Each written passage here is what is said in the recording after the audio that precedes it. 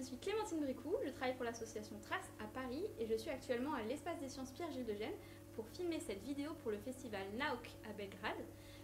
Puisque vous êtes ici, c'est sans doute que vous vous êtes déjà posé des questions sur la compacité du sable et on a vu une expérience avec la farine qui disait que le sable pouvait être très compact et se comporter plutôt comme un solide ou peu compact et se comporter plutôt comme un fluide. Je vous propose de vous poser une deuxième question.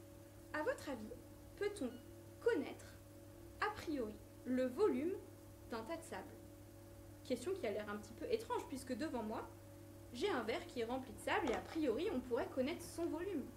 Alors je vous propose une petite expérience pour essayer d'en savoir plus. Mon verre qui est rempli de sable, je vais tout simplement le vider ici dans ma carafe d'un coup sec. Hop.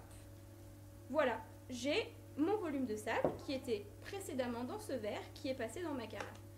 Et pour voir si, quand je le reverse, on a la même chose, je vous propose de prendre ce sable et de le reverser dans mon verre, tout simplement.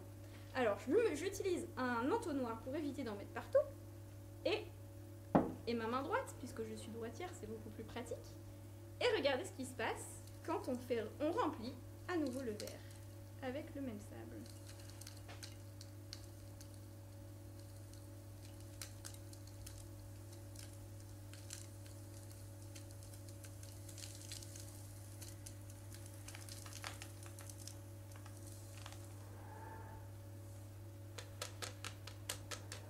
Je pense que le résultat est très clair.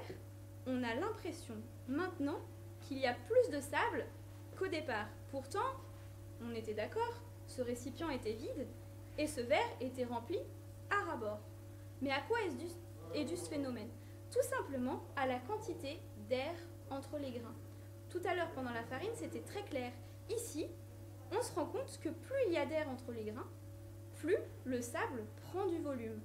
Tout simplement, avant de vous avoir en vidéo, j'avais tassé complètement le contenu de mon verre pour en chasser l'air au maximum.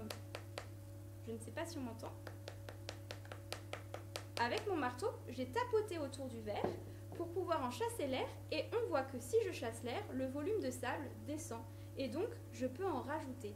Ce volume d'air, ce volume de fluide autour des grains de sable n'est donc pas à négliger. Plus un sable est compact, moins il prend de volume, moins il prend de place. Par contre, plus un sable est fluide, il contient plus d'air. Dans ce cas-là, il va prendre plus de volume. Faites attention quand vous achetez du sable à voir le poids en masse et non pas en volume. Vous risqueriez de vous faire arnaquer. Sur ce, je vous propose d'arriver au bout de ce parcours sur la compacité et de revenir à la vidéo numéro 1 pour voir si vous n'auriez pas raté une expérience sur le sable. Merci.